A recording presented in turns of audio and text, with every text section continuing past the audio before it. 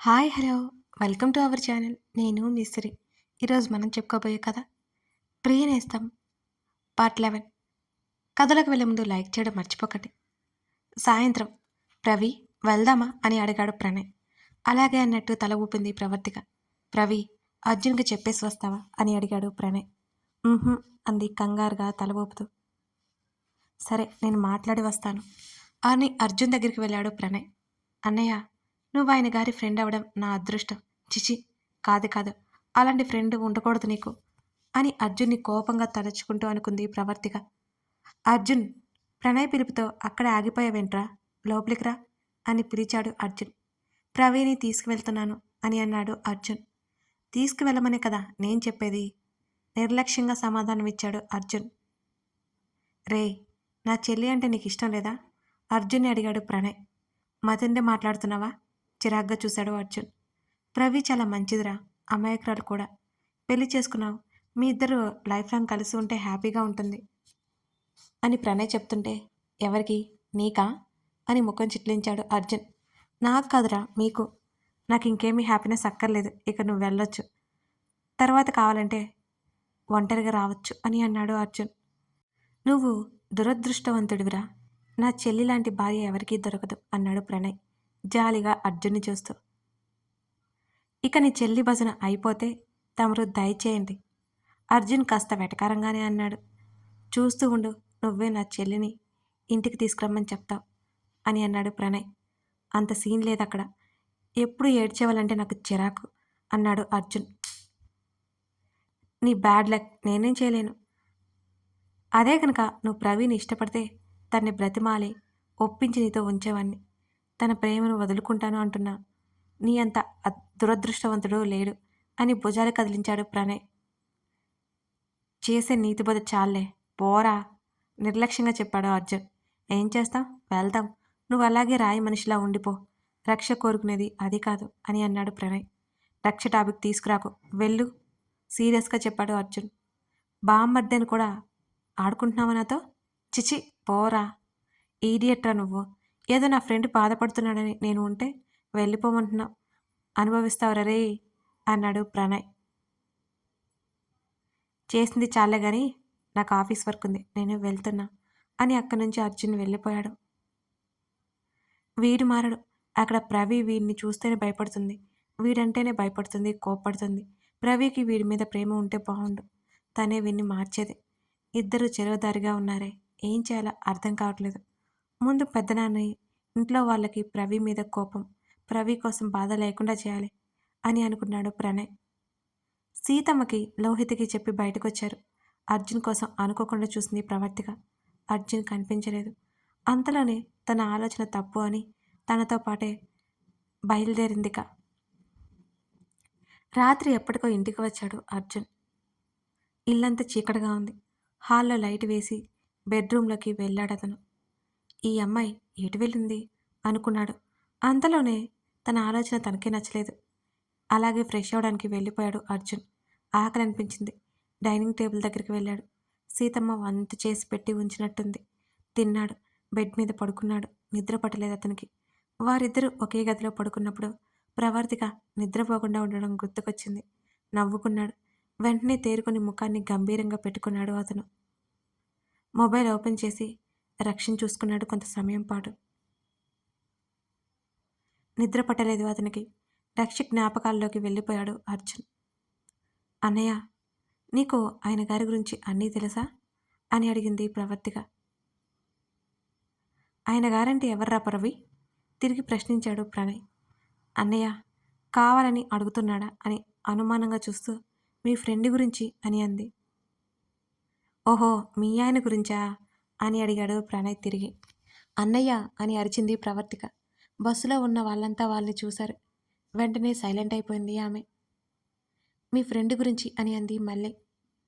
నువ్వెప్పుడు ఇంట్రెస్టింగ్గా వింటావు కదా, వీరి గురించే అని అన్నాడు ప్రణయ్. నాకేమీ ఇంట్రెస్ట్ లేదు, ఇప్పుడైతే అడిగింది చెప్పు అని చిరుకోపంగా చెప్పింది ప్రవర్తిక. అర్జున్ నాది 8 years ఫ్రెండ్షిప్, అప్పటినుంచి వాడు తెలుసు నాకు అని అన్నాడు ప్రణయ్. అన్నయ్య, ఆ అసలు రక్ష ఎవరు అని అడిగింది ప్రవర్తిక.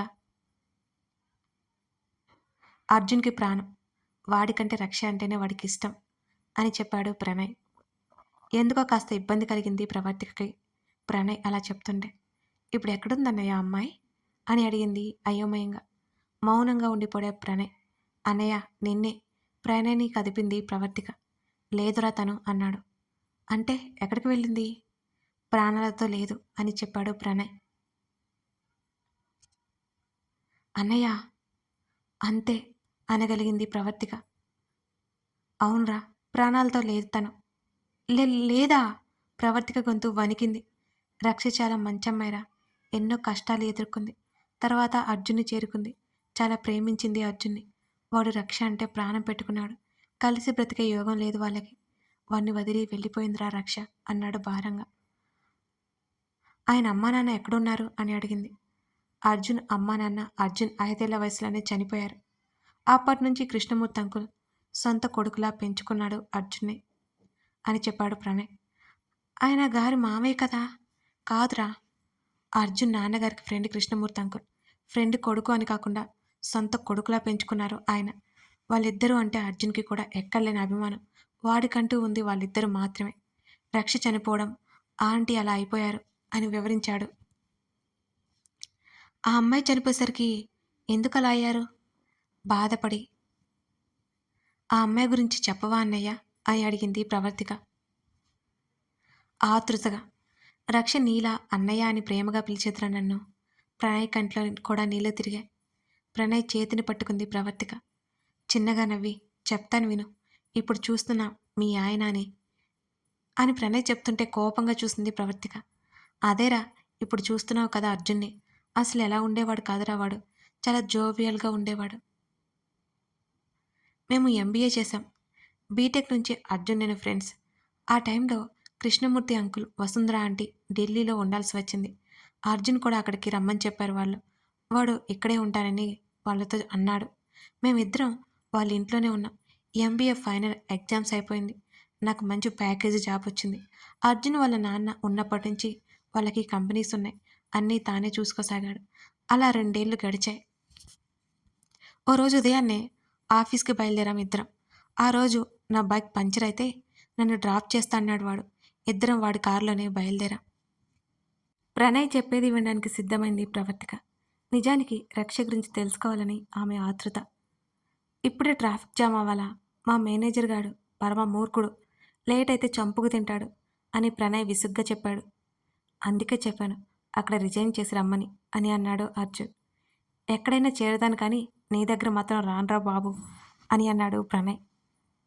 "నేనేం చేశానురా నిన్ను? దూరం బావుంటుందిరా. దగ్గర వద్దు. మన ఫ్రెండ్‌షిప్ చెడిపోతే నా వల్ల కాదు" అని ప్రణయ్ అన్నాడు. "రేయ్ మెంటల్! ఫ్రెండ్‌షిప్ ఎందుకు చెడిపోతుందిరా వెధవ" అని చిరాగ్గా ముఖం పెట్టి విండో నుంచి బయటకు చూశాడు అర్జున్. ఎమరాల్డ్ గ్రీన్ డ్రెస్‌లో జడ ముందుకు వేసుకొని అర్జున్‌కి ఆపోజిట్‌లో ఉంది ఒక అమ్మాయి. కొంచెం పక్కకి తిరిగినట్టు ఆమె ముఖం పెట్టింది. ఆమె ముఖం ఒక పక్క నుంచి కొంచెం మాత్రమే కనిపిస్తోందతనికి. ఆమె ముఖం ఎలా ఉంటుందో చూడాలని ఆతృత పెరిగిపోయింది అర్జున్‌లో. ఎంతకీ ఆ అమ్మాయి అతని వైపుకు తిరగలేదు. ఆమెకు ముందు నలుగురు పిల్లలున్నారు. కార్ డోర్ తీశాడు అర్జున్. "రేయ్ ఎక్కడికి రా?" కంగారుగా అరిచాడు ప్రణయ్. "నువ్వు సిగ్నల్ దాటాక నెక్స్ట్ స్ట్రీట్‌లో వెయిట్ చెయి. నేనొచ్చేస్తాను." కారు దిగి వెళ్ళిపోయాడు అర్జున్ ప్రణయ్‌కి చెప్పేసి. "అర్జున్ ఏం మాట్లాడుతున్నారేయ్?" ప్రణయ్ పిలుస్తుంటేనే కనిపించిన విధంగా ఎటో వెళ్ళిపోయాడు అర్జున్. గ్రీన్ సిగ్నల్ పడింది. కారు ముందు కదిలించాడు ప్రణయ్ ఇక అర్జున్ కనిపించకపోవడంతో. రోడ్డుకి ఆపోజిట్ వెళ్ళిపోయాడు అర్జున్. ఆ అమ్మాయిని సమీపిస్తుంటేనే అప్పటికి కొంచెం ఆమె ముందుకెళ్ళిపోయింది అర్జున్ నుంచి. పిల్లలతో పాటు నడుస్తున్నామని అర్జున్ వెనకే అనుసరిస్తున్నాడు. "అక్కా! చెప్పురా చింటూ" అని అంది ఆ అమ్మాయి. ఆ గొంతు చాలా నచ్చింది అర్జున్‌కి. మెత్తగా ఉంది. "ఇంకా మనీ కలెక్ట్ అవ్వలేదక్కా. ఇప్పుడెలా? బన్నీ గాడిని ఎలా మనం దగ్గరికి తెచ్చుకోవాలి?" అన్నాడు చింటూ అనే పిల్లవాడు. "నాకు అదే అర్థం కావట్లేదురా చింటూ. 2 రోజులుంది కదా! చూద్దాం. అప్పటికి మనీ అడ్జస్ట్ అవ్వకపోతే నా దగ్గర ఒక ఐడియా ఉందిలే" అని అంది. "అక్కా! ఆ ఐడియా ఏంటో నాకు తెలుసు" అని ఇంకో పాప చెప్పింది. "నువ్వు సైలెంట్‌గా ఉండు. అని ఆ పాపని కసిరింది ఆ అమ్మాయి. వారి మాటలు వింటూ నడిచాడు అర్జున్. నేను ఉండను. అరే చింటూ, అక్కకి ఎంతో ఇష్టమైన చైన్ అమ్మేస్తుందట. పాపం అక్క అది గాని అమ్మేస్తే అక్కా అని ఆ పాప చెప్పే లోపలే రియా షటప్, ఏం మాట్లాడుతున్నావు అని కోప్పడింది. అంటే అక్కా మాట్లాడకు రియా, ఇంకోసారి ఆ టాపిక్ ఎత్తితే మీ దగ్గరికి ఎప్పటికీ రాను అని బెదిరించింది ఆ అమ్మాయి. అప్పటి వరకు సౌమ్యంగా మాట్లాడిన అమ్మాయి ఎందుకంత కోపంగా మాట్లాడుతుందో అర్జున్కి తెలియలేదు. అసలు అర్థం కాలేదు. ఆమె చైన్ వెనుక ఏదో కథ ఉంది అని అనుకున్నాడు అర్జున్. సారీ అక్క అని చెప్పింది రియా.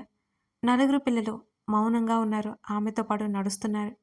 ఒక్క మాటతోనే వాళ్ళని కంట్రోల్ చేసినందుకు అర్జున్ నవ్వుకుంటున్నాడు. సరే మీరు జాగ్రత్తగా వెళ్ళండి, నేను వెళ్ళిపోతున్నాను హాస్టల్కి అని చెప్పింది వాళ్ళతోనే. సరే అక్క అని పెద్ద ఆశ్రమంలోకి వెళ్ళిపోయారు నలుగురు పిల్లలు. అప్పుడు అర్థమైంది అర్జున్కి వాళ్ళకి ఎవరూ లేరు అని. ఆ ఆశ్రమం వైపు ఒకసారి చూసి ఆమెను అనుసరించాడు. సడన్గా ఆగింది ఆ అమ్మాయి. వెనక్కి తిరుగుతుందేమోనని ఫోన్ తీసి ప్రణయ్కి కాల్ చేశాడు అర్జున్. వెనక్కి తిరిగి చూసింది ఆ అమ్మాయి. అంతే.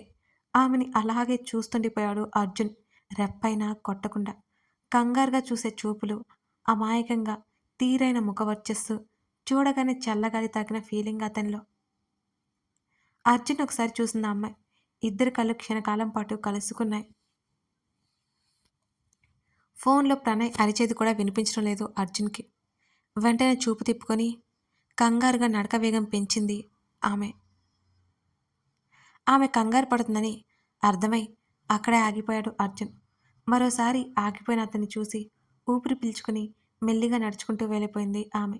ఆమెకి కనపడకుండా ఆమెను ఫాలో అయ్యాడు అర్జున్. ఆమె ఎక్కడ ఉంటుందో అతను తెలుసుకున్నాడు. ప్రణయ్కి మళ్ళీ కాల్ కలిపాడు. రేయ్, ఇవాళ ఆఫీస్కి లీవ్ తీసుకోర్రా అని ఎక్కడున్నాడు చెప్పి కాల్ కట్ చేశాడు అర్జున్. వీడికి ఏమైంది? ఎదుటి వాళ్ళు చెప్పేది కూడా వినకుండా పెట్టేస్తాడు. వాడికేమి, వాడు ఆఫీస్ ఓనర్, నేను ఆఫ్టర్లోకి ఎంప్లాయ్ అని అర్థం కావట్లేదు వీడికి. ఫ్రెండ్ అయిన పాపన తప్పదుగా అని తన మీద తనే జాలి చూపించుకుంటూ అర్జున్ చెప్పిన చోటికి కార్ని టర్న్ చేశాడు ప్రణయ్. ఆశ్రమంకి ఎందుకొచ్చాం అని అడిగాడు ప్రణయ్. చెప్తా పదా అని ప్రణయ్ని లాక్కుని లోపలికెళ్ళిపోయాడు అర్జున్. అక్కడ అందరూ పిల్లలే ఉన్నారు. బాధగా అనిపించింది ప్రణయ్కి. అర్జున్ లోపల మాట్లాడుతున్నారు. కాసేపటికి బయటకొచ్చాడు. అర్జున్, ఒక్క నిమిషం ఆగరా అన్నాడు ప్రణయ్. ఎక్కడికి రా అర్జున్ అడిగాడు. ఏదైనా నాకు తోచింది సాయం చేసి వస్తాను, ఇక్కడే ఉండు అని లోపలికెళ్ళిపోయాడు ప్రణయ్. చిన్నగా నవ్వి కారులో కూర్చున్నాడు అర్జున్. ఆ అమ్మాయి రూపం పదే పదే గుర్తుకొస్తుంటే సీట్లో వెనక్కి వాలి అతను కళ్ళు మూసుకున్నాడు. కాసేపటికి ప్రణయ్ వచ్చి అలా పడుకున్న అర్జున్ని చూసి డిస్టర్బ్ చేయకుండా కార్ని ఇంటివైపుకి మళ్లించాడు ప్రణయ్. సీతమ్మ అప్పటికే అర్జున్కి తెలుసు. వాళ్ళ బాగోగులు చూస్తూ ఉండేది. వంట పనులు, ఇంటి పనులు చేసి వాళ్ళ ఇంటికి వెళ్ళిపోయేది. అర్జున్, ఎక్కడికి రా? రెడీ అవుతున్న అర్జున్ని చూశాడు ప్రణయ్. బయటికి అన్నాడు అర్జున్. రేయ్ బావా అన్నాడు ప్రణయ్. బావనా? చిరాగ్గా చూశాడు అర్జున్. అవునరా బావా, నాకు చెల్లి ఉందని ఎప్పుడో చెప్పాను కదా, నా చెల్లి నీకు ఇచ్చేస్తానురా అన్నాడు ప్రణయ్. తమరు నోరు మూసుకుంటే మంచిది అని డియో స్ప్రే చేసుకుంటూ అన్నాడు అర్జున్. ఒక్కసారి నా చెల్లిని చూస్తే నువ్వు ఈ మాట అనవరా బావా అని అన్నాడు ప్రణయ్. స్ప్రే బాటిల్ ప్రణయ్కి వేసుకొట్టాడు అర్జున్.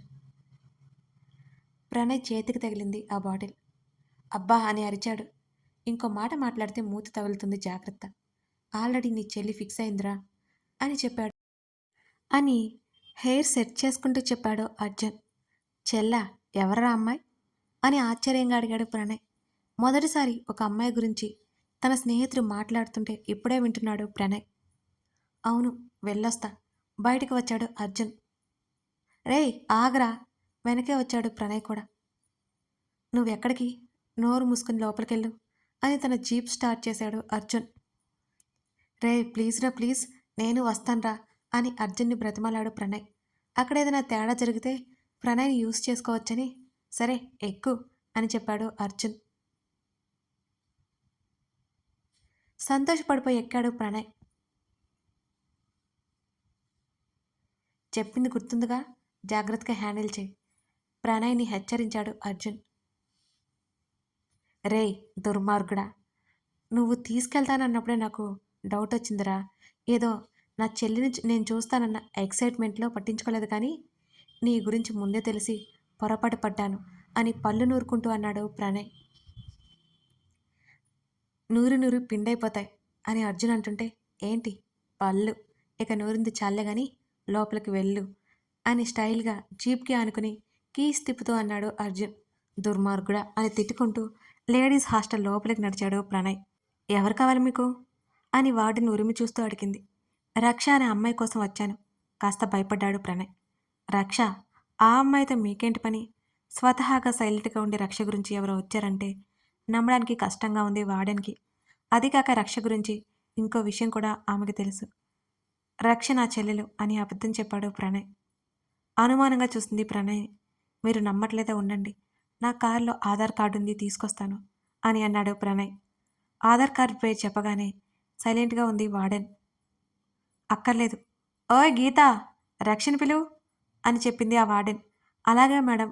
గీత అనే అమ్మాయి వెళ్ళి చెప్పి రక్షకు చెప్పింది. అమ్మో బ్రతికిపోయాను. అయినా ఇవ్వడానికి ఆధార్ కార్డు తెస్తే ఎలా తెలుస్తుంది ఈ పిచ్చిదానికి అని మనసులో అనుకున్నాడు ప్రణయ్. రక్ష, నీకోసం మీ అన్నయ్య వచ్చాడు, వార్డెన్ పిలుస్తోంది. అంతేకాదు ఇంకో అతను కూడా ఉన్నాడు, సినిమా హీరోలా ఉన్నాడు, అతనెవరు అని అడిగింది గీత క్యూరియాసిటీతో. నాకన్నయ్య ఎవరబ్బా అనుకుంది రక్ష.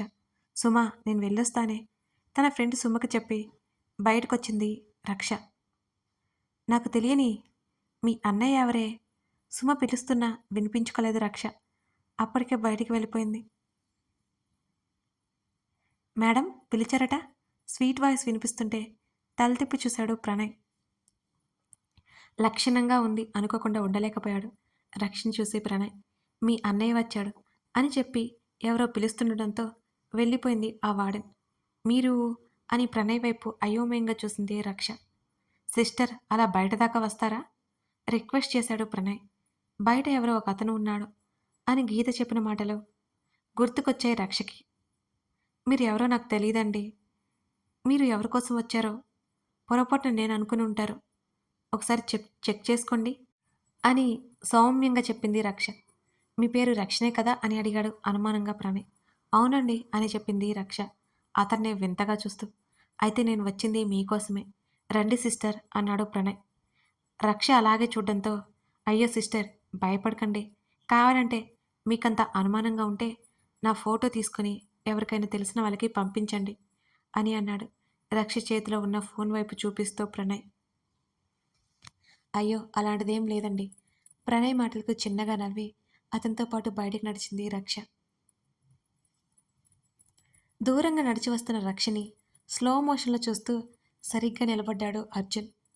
20 అడుగుల దూరంలో ఉంది అనగా అర్జున్ని చూసింది రక్ష. అర్జున్ కూడా రక్షనే చూశాడు. ఇద్దరి చూపులు ఆమె అతన్ని చేరే వరకు విడవలేదు. ఆమె దగ్గరికి వస్తుంటే అతని గుండె వేగం పెరిగింది. అతని చూపులకి లోలోన అలజడి మొదలవుతుంటే వెంటనే చూపు తిప్పుకుంది రక్ష. అలాగే రక్ష చూస్తున్న అర్జున్ని చూసి, ఓరి బావో, నేను ఈ వేషాలు కూడా ఉన్నాయా నీలో అని అనుకోకుండా ఉండలేకపోయాడు ప్రణయ్. బావా, ప్రణయ్ పిలుపుతో చూపు తిప్పుకున్నాడు అర్జున్. అర్జున్ ఒకసారి చూసి ప్రణయ్ని చూసింది రక్ష. ఏంట్రా ఆ చూపు కళ్ళతోనే అడిగాడు ప్రణయ్. చిన్నగా నవ్వి వెంటనే రక్షని హత్తుకున్నాడు అర్జున్. రక్ష ఆశ్చర్యపోయింది. ప్రణయ్ అయితే ఏకంగా షాక్లోకి వెళ్ళిపోయి మరీ నోరు తెరుచుకుని చూశాడు. మాట రాలేదు రక్షకి. అర్జున్ మాత్రం ఆమె స్పర్శని ఫీల్ అవుతున్నాడు. కొంతసేపటికి తేరుకుని, ఏంటండి ఏం చేస్తున్నారు మీరు అని కంగారుగా అతన్ని దూరం నెట్టింది రక్ష. నేను రక్ష, నీ అర్జున్ని, నన్నే మర్చిపోయావా అని అడిగాడు అర్జున్. ఎవరండి మీరు అని అయోమయంగా భయంగా ముఖం పెట్టి చూసింది రక్ష. నేను అంటున్న అర్జున్ని చూస్తూ, అసలు ఎప్పుడు చూడలేదు అతన్ని అని అనుకుంది మనసులో. మీరెవరో నాకు తెలియదండి అని అంది కంగారుగా రక్ష. అప్పుడే మర్చిపోయావా? నువ్వు నేను ఎన్నో ఊసులు చెప్పుకున్నాం రక్ష, ఎన్నో ప్రామిసులు చేసుకున్నాం. అలాంటిది నా మీద కోపంతో నాకు కనబడకుండా వచ్చేసావా రక్ష అని అర్జున్ మళ్ళీ హత్తుకున్నాడు. రక్ష ఉక్కిరిబిక్కిరైంది. ప్లీజ్ అండి, దూరం జరగండి, నిజంగా మీరెవరో నాకు తెలీదు అని కష్టంగా అర్జున్ నుంచి దూరం జరిగింది రక్ష. కాస్త వెనకకి అడుగులు వేసింది భయంతో. ఏంట్రా ప్రణయ్, నువ్వైనా చెప్పురా రక్షకి. నా మీద ఎంత కోపం ఉంటే మాత్రం ఏకంగా నేను తెలీదా అంటుంది. హతవిధి అని కారు వైపుకు తిరిగి తల ఆనించాడు అర్జున్. బావో, నువ్వు మామూలుడి కాదురా రేయ్, ఎంత షాక్ ఇచ్చావురా అని గుండెల మీద చేయి వేసుకుని అన్నాడు అని మనసులో అనుకున్నాడు ప్రణయ్. ఆ తర్వాత ఏమైందన్నయ్య అని అడిగింది ప్రవర్తిక నవ్వేస్తూ. నవ్వు ఆగడం లేదు తనకి. ఆ రోజు రక్ష పాపం వీడి చేష్టలకి కంగారు పడిపోయింది. చివరికి నిజమని నమ్మించాడు మీ ఆయన, మామూలోడు కాదు. నాకే పెద్ద షాక్ కొట్టినట్టయింది ప్రవి వాడి ప్లాన్‌కి అని అన్నాడు ప్రణయ్. మీ ఆయన అనేసరికి గుర్రుగా చూసింది ప్రవర్తిక. ప్రణయ్ నవ్వేసరికి ప్రవర్తిక కూడా గట్టిగా నవ్వేసింది. చెప్పన్నయ్య, ఆ తర్వాత ఏమైంది? రక్ష అడగలేదా? ఏం చెప్పారు మీరు అని క్యూరియాసిటీతో అడిగింది ప్రవర్తిక. అమ్మో, ఆయన గారిలో ఈ యాంగిల్ కూడా ఉందా అని మనసులో అనుకుని ఆశ్చర్యపోయింది ప్రవర్తిక. ప్రణయ్ మళ్ళీ చెప్పడం మొదలుపెట్టారు. నిజంగా మీరెవరో నాకు తెలీదండి అని బిక్కమొహం వేసింది రక్ష. ప్రణయ్ వైపు ఓరగా చూస్తూ చెప్పరా అన్నట్టు సైగ చేశాడు అర్జున్ కళ్ళతోనే. రక్ష, నీకు అర్జున్ గుర్తులేడా? మీ ఇద్దరు ప్రేమించుకున్నారు కదా అని అన్నాడు ప్రణయ్. మీరు ఏం మాట్లాడుతున్నారండి? నాకీయనసలు తెలీదు అని అంది భయంగా చూస్తూ రక్ష. లేదు రక్ష, మీ ఇద్దరు ఊటీలో మొదటిసారి కలిచారు. అక్కడ ప్రేమించుకొని ప్రాణానికి ప్రాణమయ్యారు. నువ్వెలా మర్చిపోయావు రక్ష? చూడండి, మీరిదంతా కావాలని చేస్తున్నారని నాకు అర్థమైంది. ఇక ఇక్కడి నుంచి వెళ్ళకపోతే పోలీస్ కంప్లైంట్ ఇస్తాను అని అంది రక్ష మూతి ముడుచుకుని వేలు చూపిస్తూ. ఆ వేలుని పట్టుకుని నిజంగా నన్ను మర్చిపోయావా బంగారం? నువ్విలా మాట్లాడుకురా, నేనసలు చూడలేను అని కళ్ళకు చేతులడ్డు పెట్టుకుని ప్రణయ్‌కి సైగ చేశాడు అర్జున్. అర్జున్ చెప్పేదేమిటో అర్థమవక బుర్రగొక్కున్నాడు ప్రణయ్. రేయ్ అడ్డగాడిదా అని లోలోపల తిట్టుకున్నాడు అర్జున్. సడన్‌గా ఏదో వెలిగి, సిస్టర్, నీతో ఒక విషయం చెప్పాలి, నువ్వు వదలరా అని అర్జున్ నుంచి రక్షని విడిపించి కాస్త పక్కకి తీసుకెళ్లాడు ప్రణయ్. గాడ్, వీడిష్టం వచ్చినట్లు వాగి మొత్తం నాశనం చేయకుండా చూడు దేవుడా అని మనసులో అనుకున్నాడు అర్జున్. మీరు కావాలని చేస్తున్నారని నాకు అర్థమైంది. మార్నింగ్ కూడా అతను నన్ను ఫాలో అయ్యాడు. నేను చూశాను. ఖచ్చితంగా పోలీస్ కంప్లైంట్ ఇస్తాను మీ మీద అని రక్ష బెదిరిస్తూ చెప్పింది ప్రణయ్‌తో. గతుక్కుమన్నాడు ప్రణయ్.